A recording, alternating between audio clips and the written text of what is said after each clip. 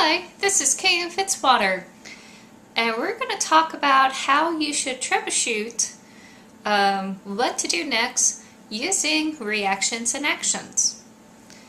So if you are writing your beginning and you're feeling good about it and you're not feeling stuck, everything's flowing pretty well, don't worry about watching this video, keep at it. If you are feeling a little stuck and you don't know what to do, especially with this Panzer method, go ahead and keep on watching. There are different ways to go ahead and deal with what you should do next. And here's one of them. Think about your action and reaction. The other videos are going to talk about tension and character motivation and story arc and character arcs and theme. But here we're going to do something a little bit simple, and we're going to talk about the basis of how a character is going to react, how they're going to act. So let's start with, what are they? There are 6 categories that fit under the action-reaction scheme.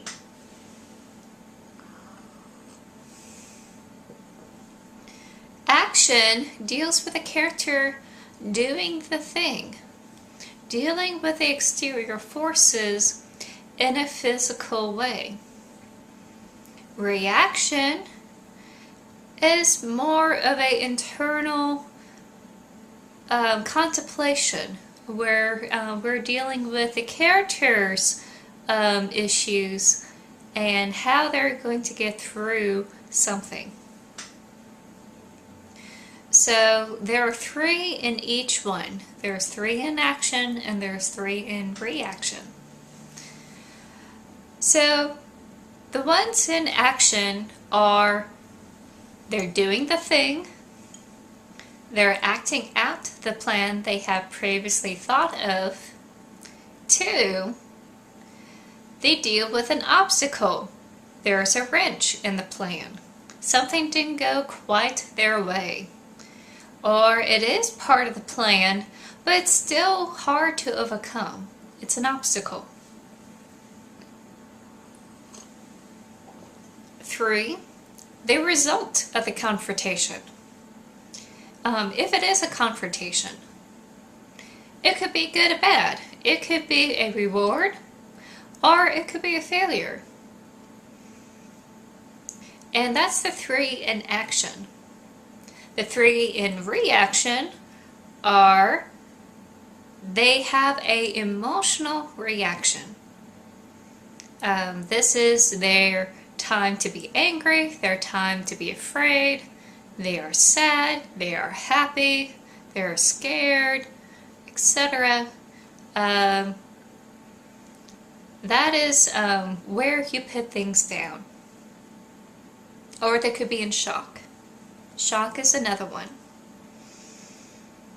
The second one in the reaction sequence is a logical reaction. This is when the brain starts kicking into gear and they start thinking, what am I going to do about this? And last but not least, the plan. This is where they start sorting things out and come up with an idea that they got to do something about it. And this is how they're going to do it. And of course, it repeats. You go from action to reaction, then back to the action again. They follow through the plan they already have come up with. And they deal with the obstacles that come.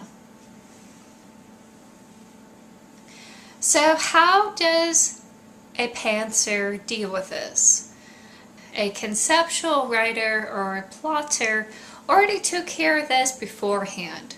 They already wrote it down in their skeleton or their outline, and they have mentioned, oh, they would be sad about it, oh, they would be happy, or oh, the obstacle is this bully. Here we have to think on the fly. So what I recommend if you are stuck and you want to use this as a means to troubleshoot, think of what you have done before and identify what you already have. Have they gone through an action sequence? Maybe you're stuck because you haven't thought of how they're going to react from what they have done and what they're planning to do next. Probably you didn't give them enough time to sit down and contemplate about it. Or maybe you haven't gone to the action sequence yet and you are in the middle of the reaction sequence. So go ahead and go through these steps of emotions and thinking and planning, and go into the action where they actually do things. Every writer has a strength or weakness in both categories. Some people love fight sequences and are really good at them. Some of them are great in dream sequences, or emotional, angst. They're really good about writing those. So don't feel bad if, there are certain parts that you're not used to. If you are training to be a professional, or if you are doing this as a hobby, it's okay. Just get used to going through these motions of writing action or reaction. Eventually things will balance out. So now it comes to deviations from the scheme. How things are going to be different from normal. So for instance, they went to a birthday party. That is the action that they're doing. They're going to their best friend's birthday party. The obstacle is that their love interest, their crush, is there too. And let's say they try to talk to them in the party. And let's say something embarrassing happens. And they fail to make a good impression on their crush. So that is the action sequence. They went to the party. They saw that their crush is there. Something embarrassing occurs, a wrench happens in the plan, and they are embarrassed, or something bad had happened in the party. They didn't make a good impression. The embarrassment comes after the failed impression, and when we get into the reaction phase, they could just leave the party. And they may go to their house and cry that, oh, I am doomed forever. I would never see them again at all. And they may just think about what to do next. And what they do next may be calling someone on the phone, asking, what should I do next? How am I going to endure the next day because they go to my same school? That's a little bit of a deviation. Characters are not a solitary island. They're part of a community of other characters.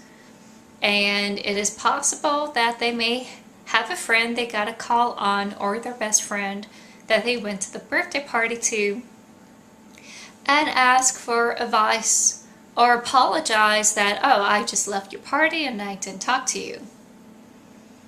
So here, in the reaction sequence, you could deviate from the logical part and the planning part to where they call for outside help.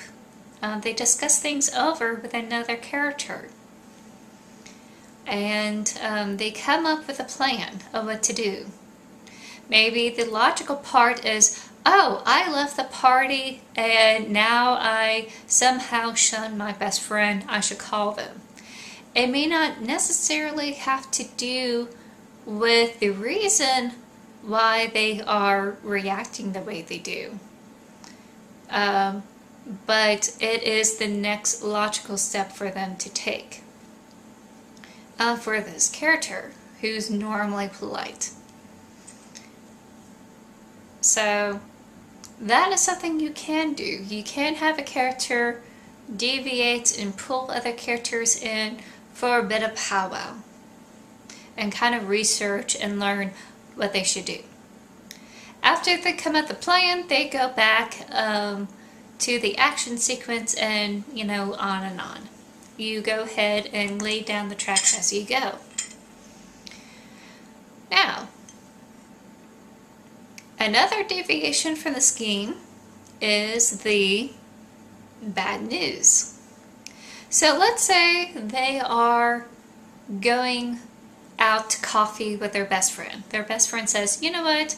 I did not know you had a crush on this person. I wish I had known. Why don't we talk about it over coffee?" So they go out for coffee. They talk things out with their best friend.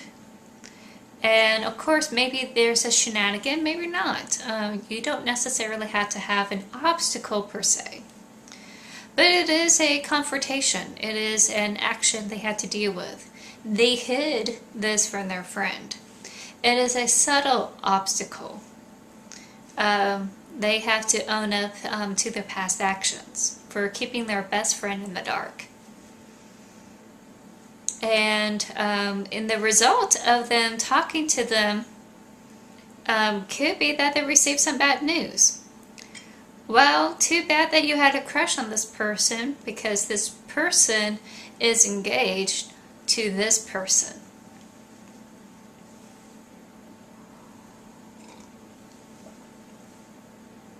Already our example story is getting a little juicy. So the result may not be a punishment or a reward. It may be news. It could be information.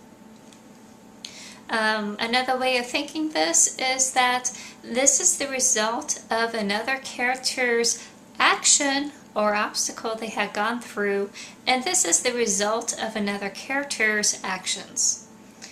And our main character is just now hearing about this. This is the best place to go ahead and fit that. It's in the results. Because they're going to react to it immediately. It's not really an obstacle where they have to overcome. It's not really an action where they're doing things. It is a result of the matter. And so they're going to react.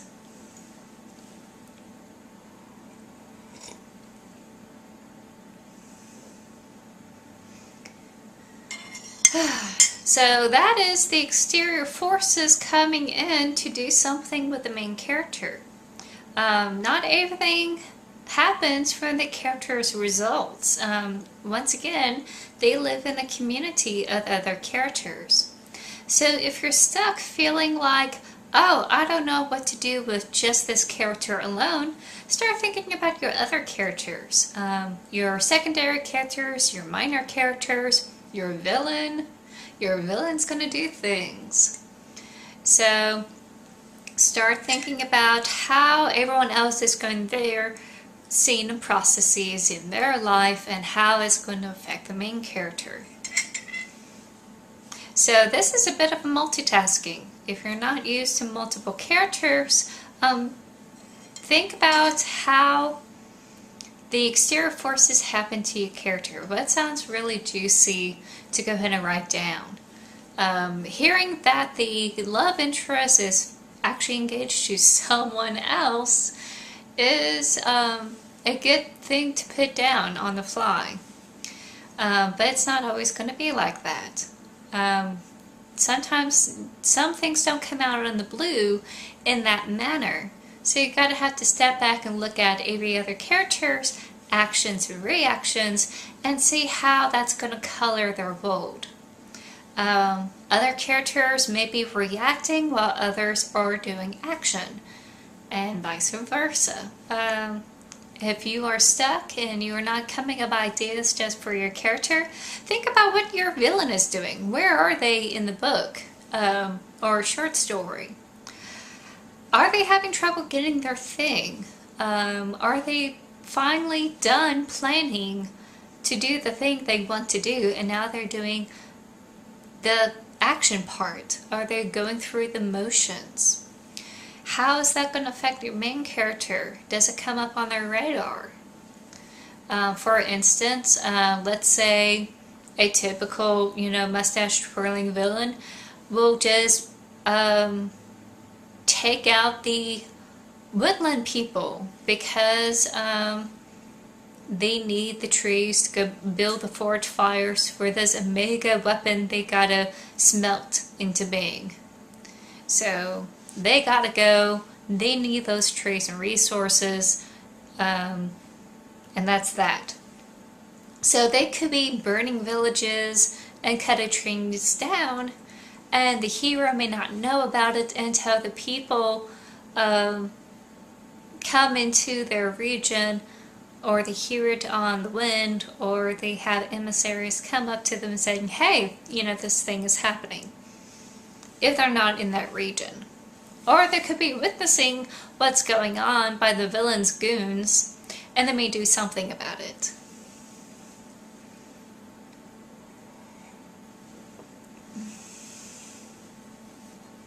Another thing that could be a deviation from the scheme is that they have to react in an action on the fly. They have to do a fight, they have to do a climb sequence, they have to do a car chase or something.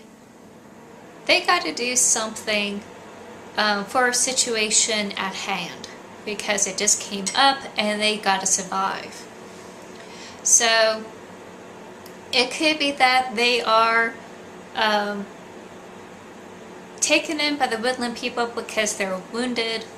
This is the Reactionaries Phase, where they are licking their wounds and planning what to do next. And the next thing you know, the woodland people are invaded and they're being forced out of their homes. That is the action sequence. The event occurs where they have to act.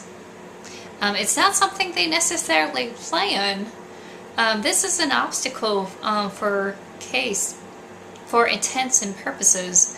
It's something they had to overcome. It's not something they really had planned on, but they're willing to go ahead and fight for these people who had taken care of them. And maybe they did fight back. Maybe they were able to shoo them away, and the woodland people were like, oh hey, you're a hero. Or maybe they failed and they get captured along with these people and go to the villain's lair.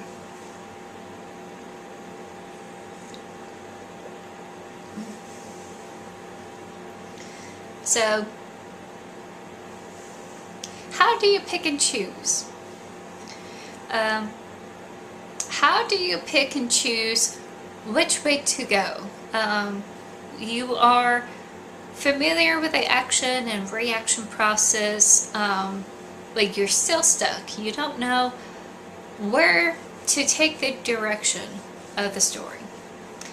You don't know if they're going to fall, you don't know if they're going to rise, you don't know if they're going to be happy or sad. This is where the first rule comes in. You are the audience. What would you like to see? What would make you feel engaged as a reader? What feels right to you at this moment? What does your gut say? Is it something that is fun to you? Is this something that scares you? Is this something that makes you go, aw? What would you do? And if for some reason that makes you feel stuck, go ahead and take a break. Not everything is going to come to you on the fly. Nice way to know is if things are not coming to you within 15 minutes or so, and you already brainstormed things out and jotting things down in your journal, but you still ain't coming up the next step, take a break. Take 15 minutes, do something else, and just come back to it. You are a person, you are a human being, you're not going to be perfect all the time, and you're not going to get it all the time. So just think about it.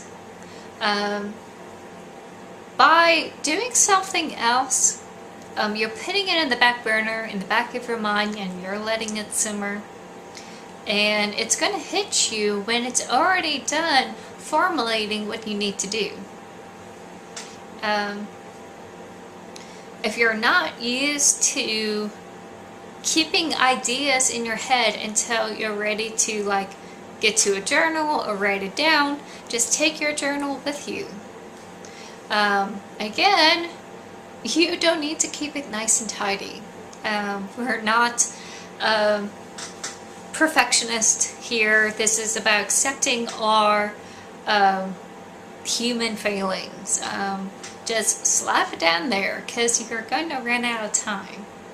Not everyone is used to keeping ideas in their head and having it formulated for hours on end. I do this. I think about ideas for hours. I play with it, I mold it, I reshape it, I brainstorm about it, I think about it.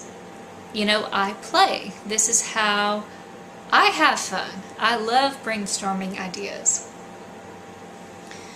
But eventually I come up to a really good idea that I like, and I'm going to just put it down on the journal. And then I'm just going to walk away from it. Or eventually I'll get around to computer and just work on it. Maybe I may not like what I put down on the journal, and I have something better in mind. I do that. That happens. Journaling is just only notating your expectations or some really good ideas that pop into your head. That's all it really is. It's not something to create a character profile per se. It's not something to organize to the teeth with flowers and such. It is a mess of words, and it's only for you to see. I'll show you. There's nothing wrong with a messy desk. A messy desk just means that you're busy doing other important things. So, for instance, it's not going to be as neat and tidy. Sometimes it's going to get a little bit rough and crazy. But you have a pretty much a general idea here. I was doing some Sanskrit. And here I was making a list of things and I did some highlights. You're not going to know ahead of time what you're planning to do or what you're going to put down in your journal. For instance, I made some diagrams. Or I made some drawings for outfits, etc. So you kind of have an idea that a journal is just a place to put your thoughts down. Just go ahead and put it down on paper, what you found, and just go from there.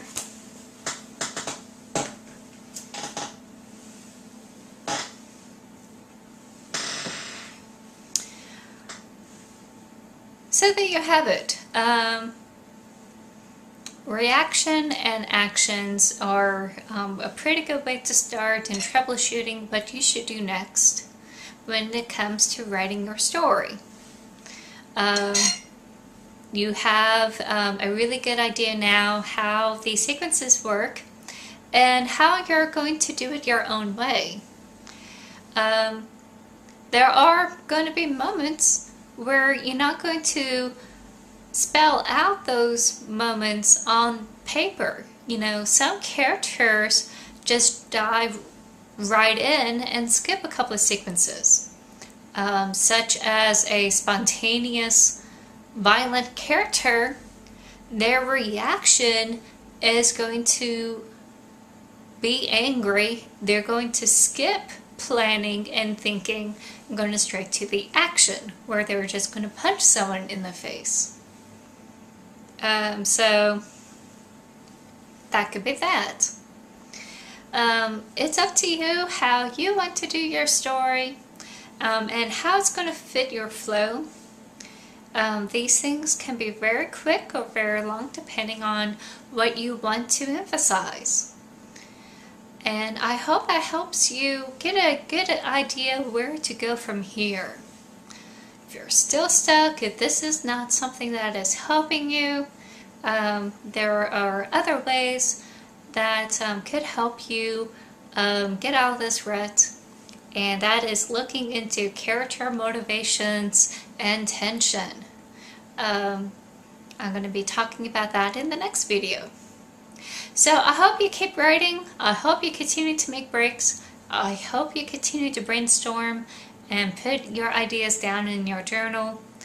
And I'll see you next week. Bye!